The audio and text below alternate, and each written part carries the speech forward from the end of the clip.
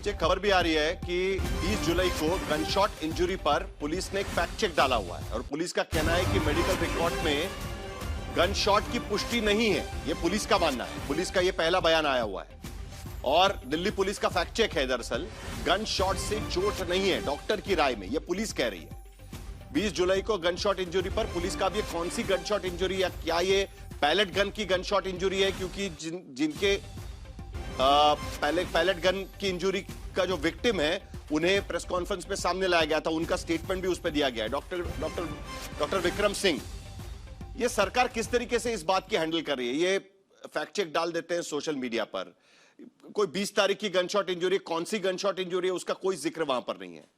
अलग अलग खबरें वहां पर आ रही है, उसमें डायरी एंट्री दिखाई देती है वहां के पुलिस स्टेशन की, जिसमें लिखा होता है कि पैलेट गन का इस्तेमाल किया गया। क्या आपको नहीं लगता कि इस पूरे मामले पर सरकार के तरफ से, पुलिस के तरफ से, जो सिक्योरिटी फोर्सेस है उनके तरफ से कोई ना कोई अधिकृत तौर पर एक बयान आना जरूरी था या नहीं था?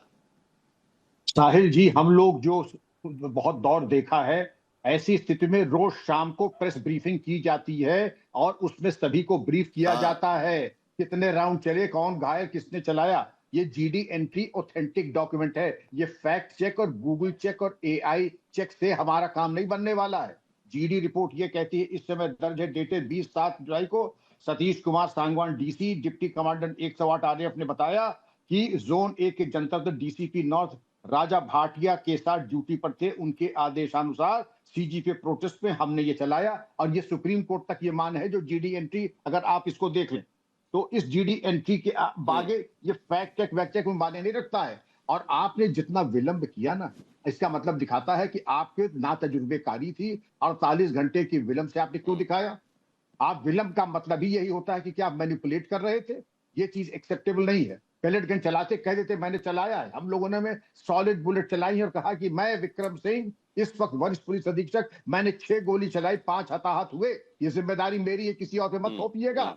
उसका एक तौर तरीका होता है। और अगर हम वहां सीनियर मोस्ट ऑफिसर है, गोली चलाने का आदेश जो सीनियर मोस्ट मजिस्ट्रेट होगा, मजिस्ट्रेट के अभाव में डीसीपी को मैजिस्ट्रियल पावर्स थे, या senior most officer above the rank of sub inspector, जो कि आपकी बीएनएसएस की धारा 128 से 150 तक है, उसके अंतर्गत बल प्रयोग हो सकता है। न्यूनतम बल प्रयोग हो, नॉन वाइटल पार्ट पे हो और इस तरीके से हो कि कमर के नीचे हो। ऐसा नहीं कि मनमाने तरीके से हम ऑटोमेटिक कर दें या हम AK-47 लहराने लगे। ये शोभा नहीं देता है, ये बिल्कुल शोभा नहीं देता है। लेकिन दिल्ली पुलिस की जिस तरीके से कुटाई हुई है वो भी अभूतपूर्व है।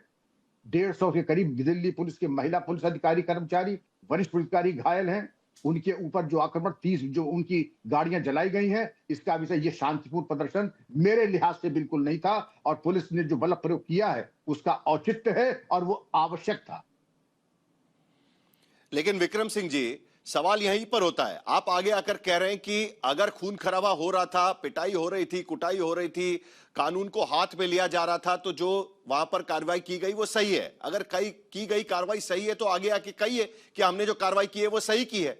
ये छुपाने की क्या बात है? दिल्ली पुलिस के हैंडल से डॉक्टर क्या कह रहा है वो बताया जा रहा है, नंबर 1। नंबर 2, दूसरी बात जिसका जिक्र इससे पहले आलोक शर्मा भी कर चुके हैं कि अगर कार सेवकों पर फायरिंग की जाती है तो उसके लिए वहां के मुख्यमंत्री जिम्मेदार है। तो अगर पैलेट गन चलाया जाता है तो उसके लिए किसको जिम्मेदार माना जाना चाहिए? क्या मंत्री की इसमें दखलंदाजी होती है या नहीं होती है, या मॉरल रिस्पॉन्सिबिलिटी डिपार्टमेंट को लेनी चाहिए? बहुत अच्छा सवाल है।